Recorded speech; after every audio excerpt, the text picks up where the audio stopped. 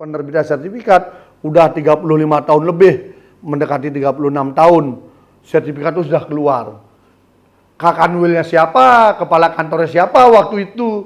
Kok ujuk-ujuk kemudian Kakanwil yang sekarang yang kemudian harus menjadi tersangka. Justru Kakanwil dalam posisi ini mentaati putusan Mahkamah Agung yang bersifatnya inkrah dan putusan perdata yang juga sudah inkrah. Sudah berkekuatan hukum tetap, lalu si Kakanwil ini diminta untuk menggantikan sertifikat itu, untuk dipecah, dibelah, tebingnya diambil untuk yang lain, yang ini dikembalikan kepada yang pemilik lama. Lo dasarnya apa? Ini nggak boleh dibiarkan.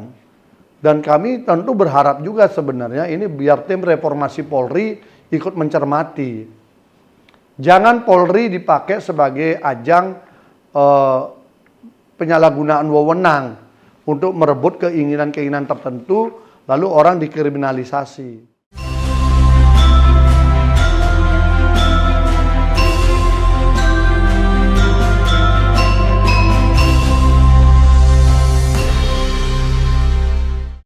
Ya, yang berkembang memang beliau hari ini posisinya tersangka ya di Dirkrimsus Polda Bali terkait dengan dugaan penyimpangan atau pelanggaran yang disebutkan di pasal 421 dan pasal 83 Undang-Undang Kearsipan.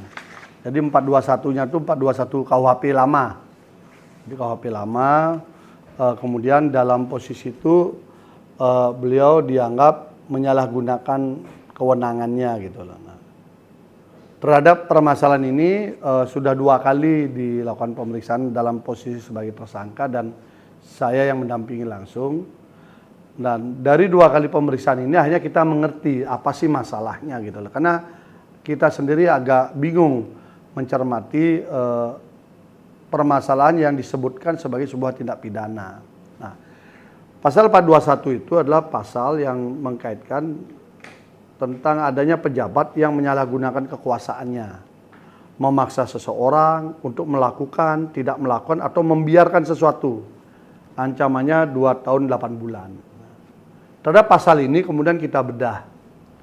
Ternyata pasal ini adalah pasal yang hari ini sudah tidak berlaku.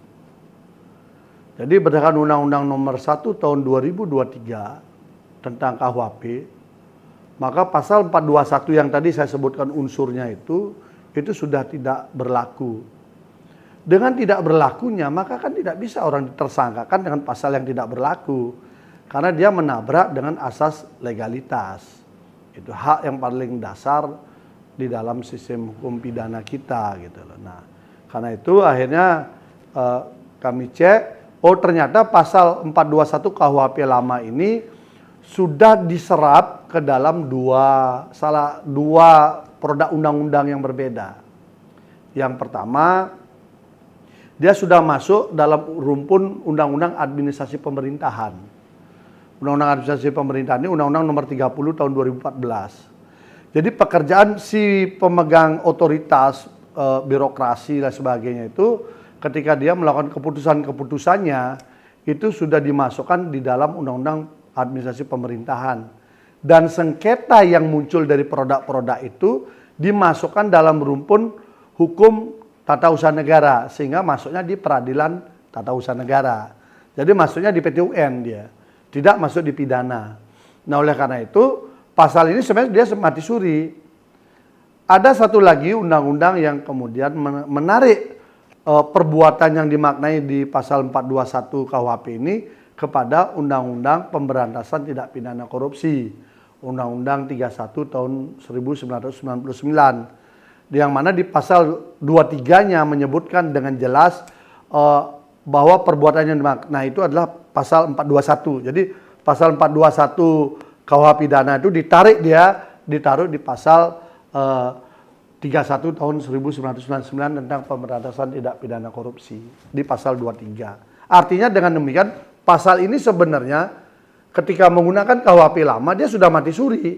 Karena urusan tata usaha negara dia masuk ke administrasi pemerintahan, apabila ada penyimpangan ininya dia masuk ke Tipikor, Undang-Undang 31 tahun 99. Nah, dengan begitu undang-undang ini pasal ini menjadi mati suri.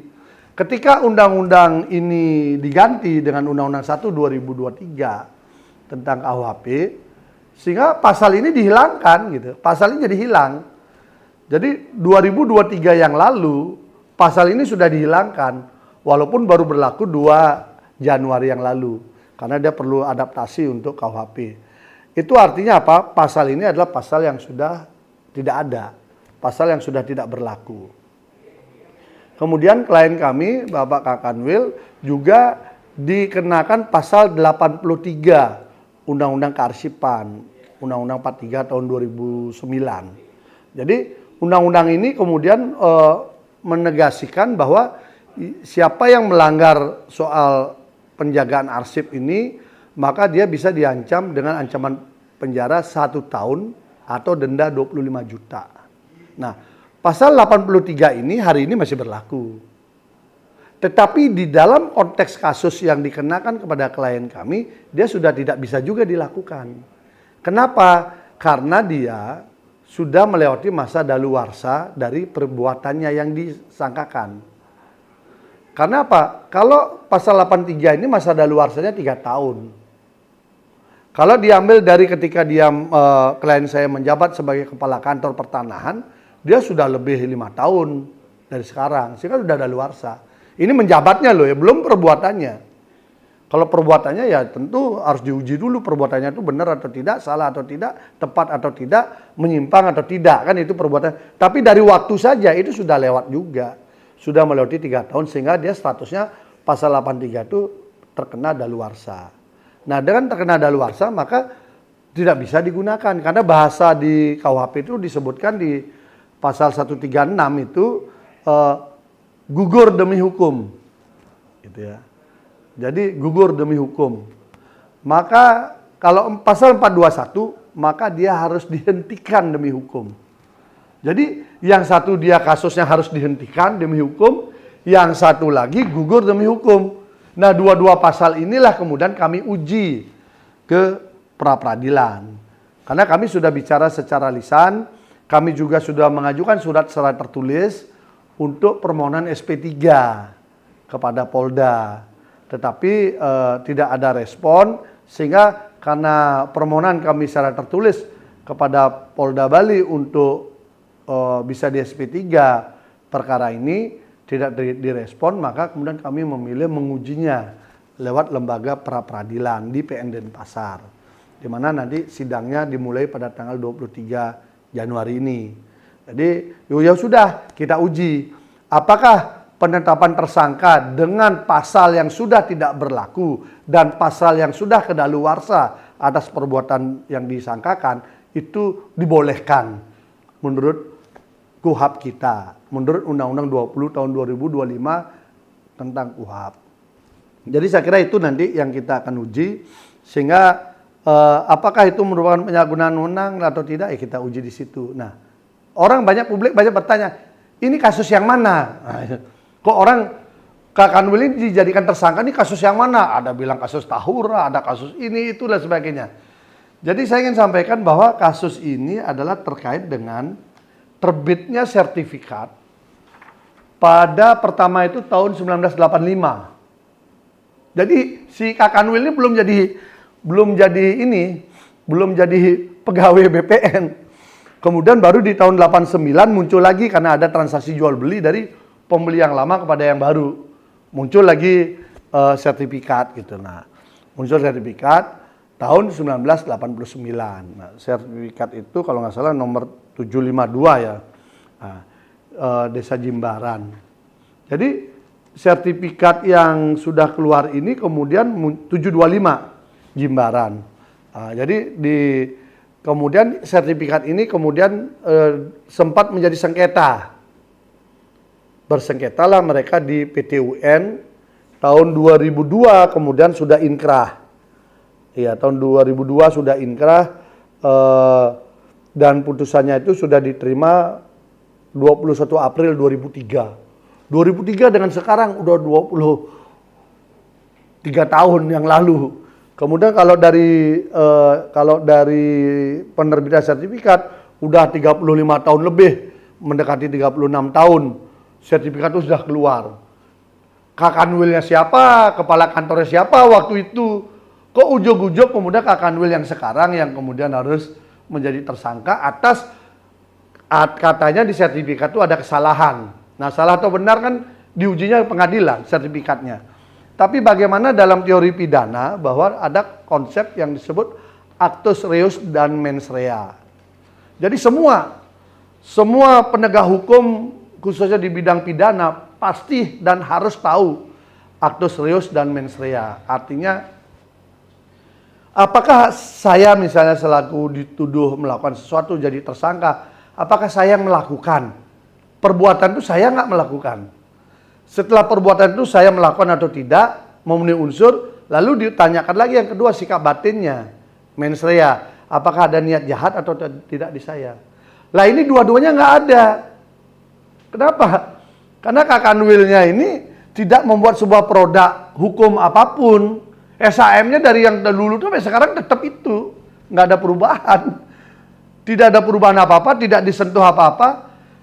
Justru Kakanwil dalam posisi ini mentaati putusan Mahkamah Agung yang bersifatnya inkrah dan putusan perdata yang juga sudah inkrah. Jadi ada dua lembaga peradilan sudah menyatakan itu inkrah, berkekuatan hukum tetap.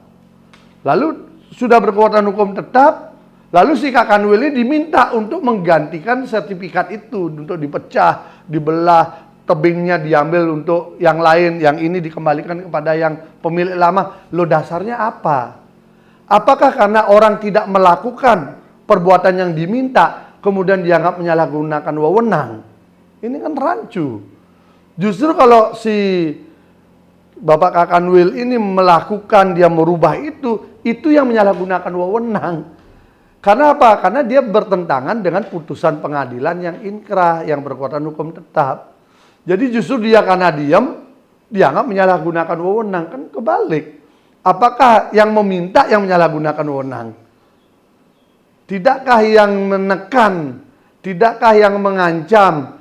Tidakkah yang mengiming-imingi? Tidakkah yang berkeinginan untuk melakukan tindakan agar bertentangan dengan putusan pengadilan itu yang menyalahgunakan wewenang.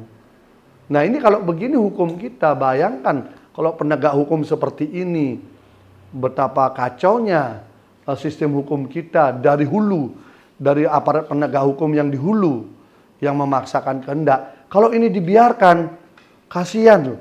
Kalau setingkat Kakanwil saja bisa diperlakukan seperti itu, bagaimana kalau yang setingkat yang di bawah itu? Bagaimana dengan masyarakat biasa? Ini nggak boleh dibiarkan.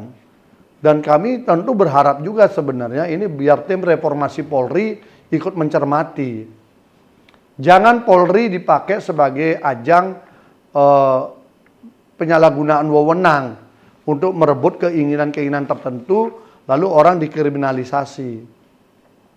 Kalau itu terjadi, rusak hukum kita. Kalau memang kita ingin memperbaiki citra polisi, saya kira memang ya profesional lah. Jangan paksakan pejabat-pejabat itu memenuhi keinginan yang tidak sesuai dengan peraturan perundang-undangan. Ketika tidak mau ditersangkakan, ini bahaya. Jangan sampai itu terjadi. Jadi kami akan uji ini semua. Ya, saya berharap masyarakat melihat, mencermati ini. Karena hal begini bisa terjadi pada siapapun. Kita masih ingat ada nenek yang usia udah sangat tua, dipaksakan jadi tersangka, dibawa ke pengadilan untuk sesuatu yang tidak semestinya. Hal-hal begini kalau dibiarkan kan salah. Nah, ada apa? Apakah seorang Kakanwil BPN atau kepala kantor pertanahan di kabupaten kota harus mengikuti keinginan-keinginan yang melanggar aturan? Harus mengikuti keinginan-keinginan yang bertentangan dengan putusan-putusan pengadilan. Kan tidak boleh. Yang boleh itu adalah kepala kantor, Kakanwil, pertanahan harus mentaati putusan pengadilan yang sudah inkrah. Jadi kalau ada putusan inkrah, itu diikuti. Itu baru benar.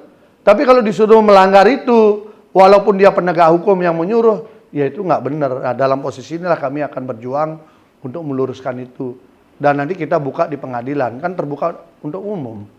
persidangannya terbuka untuk umum mulai tanggal 23. Dan ini singkat, biasanya hanya seminggu udah selesai.